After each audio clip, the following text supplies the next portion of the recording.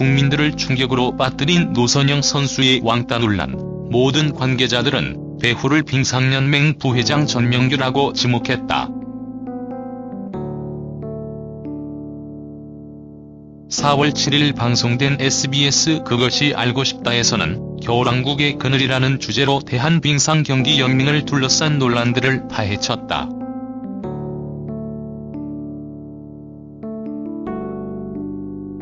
지난 2월 19일 평창 동계올림픽 여자팀 초월 준준결승전에서는 노선영 선수를 둘러싼 왕따 의혹에 불거졌다.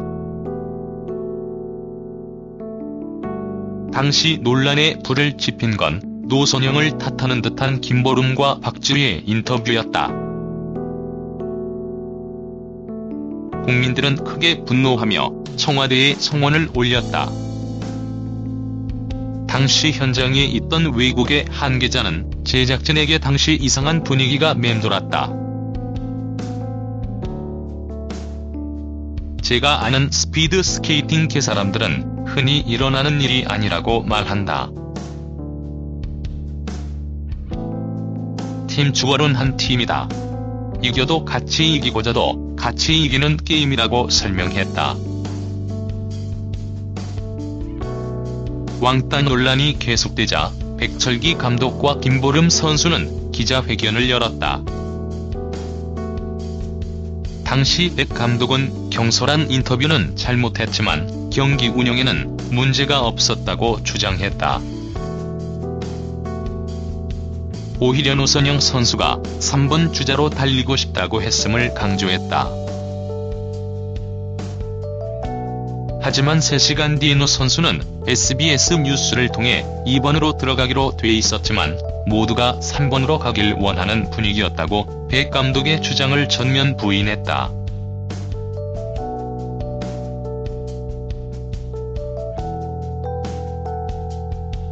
제작진은 국내외 전문가들에게 당시 경기 영상 분석을 의뢰했다. 평창에서 금메달을 땄던 일본 빙상 국가대표팀 코치 요한 트위트는 올림픽에서 하루 전에 순서를 바꾼다는 건 말이 안 된다.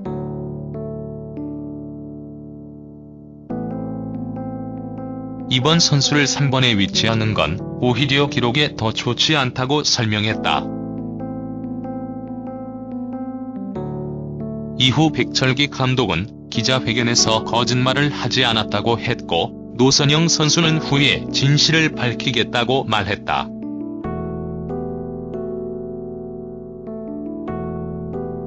하지만 폐막 후 한 달 반이 지난 지금까지도 국민들의 청원은 계속됐다.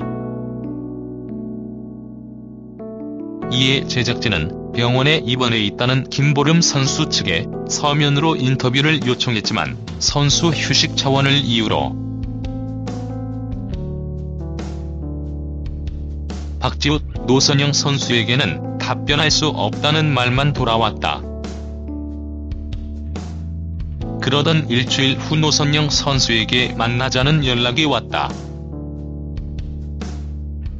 노 선수는 인터뷰에서 거의 집에만 있었다. 계속 이 일이 이어지는 게 싫었다. 지금도 굉장히 힘들고 제가 왜 나와서 해명을 해야 하는지 모르겠다. 아무것도 한 것도 없는데 자꾸 저한테 뭘 밝히라고 한다. 저는 거짓말 한 게 없다고 운을 뗐다. 또 이제서야 카메라 앞에 선 이유에 대해서는 이제 말해야 할 때라고 생각했다. 말을 안 하니까 제가 이상한 사람이 돼 있더라. 지금 말하지 않으면 이렇게 그냥 끝나겠구나 싶었다고 말했다. 팀 주월 경기 당시 고개를 숙이고 있었던 노선영은 당시 심경에 대해 너무 창피했고 수치스러웠다. 제가 그 정도까지 거리가 벌어진 게 다른 선수들에게 미안했다. 어렵게 나간 올림픽에서 그런 경기를 했다는 게 화가 났다고 했다. 처음에는 동료들에게 미안했다는 노선영은 숙소에서 선수들의 인터뷰를 보게 됐다고 설명했다. 노 선수는 제가 못 따라갔다는 내용으로 들렸다. 나만 몰랐던 어떤 작전이 있었을 수도 있겠구나 생각했다. 지금까지 타온 경험으로 봤을 때도 당시 순서를 체인지하는 과정이 너무 빠르다고 느꼈다고 떠올렸다. 이후 백철기 감독은 다음날 노선영에게 기자회견에 나오라고 했고 무슨 이야기를 해야 하냐고 묻자 아무 말을 하지 않았다고 한다.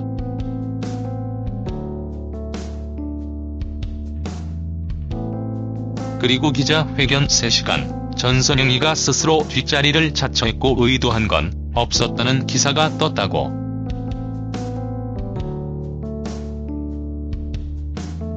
노선영은 저에게 책임을 떠넘기려는 의도가 느껴졌다. 허수아비처럼 있으면 그렇게 끝나겠구나 싶어 몸을 아프다는 핑계로 기자회견을 나가지 않았다고 밝혔다. 한 빙상 관계자는 익명의 전화 인터뷰에서 당시 노선영 선수는 3번으로 가는 것에 자신이 없었다. 그런데 감독님은 이미 정해진 상태에서 가라고 강요하는 느낌이었다. 백철기 감독의 기자회견은 거짓말이다. 깜짝 놀랐다. 저도 왜 그러셨는지 궁금하다고 말했다. 사실을 강요하고 증인을 확보하려는 백철기 감독의 음성도 공개됐다. 노선영은 왜 빙상연맹의 타겟이 됐을까? 노 선수는 잘 됐다. 너망신당해라는 분위기였다며 제가 올림픽 전에 빙상연맹을 폭로한 인터뷰가 이유라고 주장했다.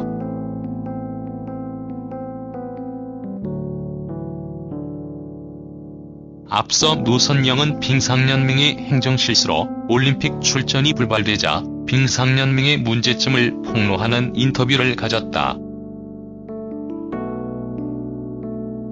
러시아 선수들의 출전 불발로 올림픽을 나가게 된 노선영은 다시 선수촌에 들어간 첫날 저는 투명 인간이었다. 제가 말을 걸기 전에는 대답을 안 하고 말하면 안 될 것 같다고 하고 카톡으로 이야기하자고 했다.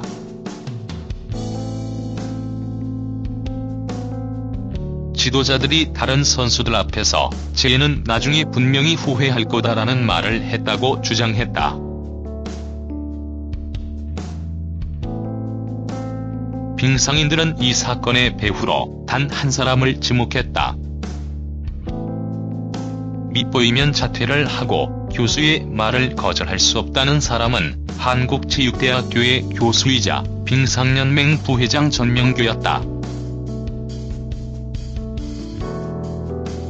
1992년 쇼트트랙이 정식 종목으로 채택되고 금메달을 땄을 때부터 대표팀 감독으로 있었던 전설적인 인물이었다. 익명의 관계자는 한국 쇼트트랙을 만들었고 ISU 임원들이 먼저 찾아가 인사할 정도라고 설명했다. 그날 제작진은 공문을 보낸 뒤 전명규 부회장을 찾아갔지만 인터뷰를 거절당했다.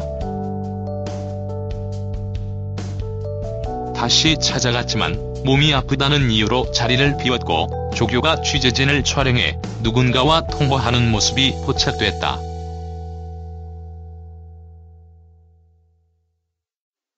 또 빙상연맹은 감사가 진행 중이라 취재가 어렵고 논란에 대해 국민들에게 죄송하다는 답변만 전했다. 제작진이 전명규 부회장과 빙상연맹에 인터뷰 요청을 한 후 우연하게도 포털 사이트에는 노선영과 SBS의 관계에 대한 단독 보도가 나왔다.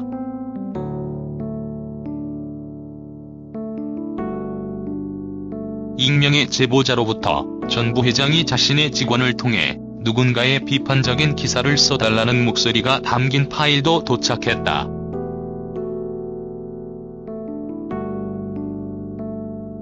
이 음성에서 전 부회장은 거기에 대해서 이제 주접을 떨면 2차의 뒤에 사건을 만들어서 붙이자 기자님이 한번 도와주셔야 한다는 내용이 담겨 있었다.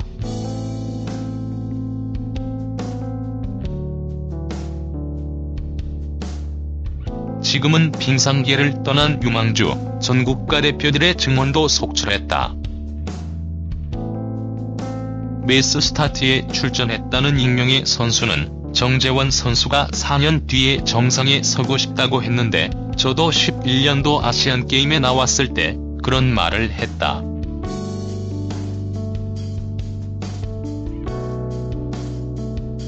당시 제가 1등을 했고 이승훈 선수가 3등이었다.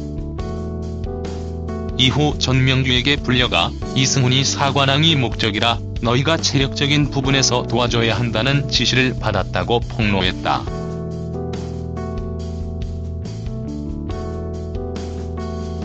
노선영 선수는 후회 없이 무대를 타보고 싶었다. 올림픽에 출전한 것만으로도 영광이고 대단한 거니깐. 제 동생은 도전을 할 수 있는 기회조차 없다고 말하며 소치올림픽 국가대표에서 골육종 진단을 받고 이전년 사망한 동생 권호진규 선수를 언급했다.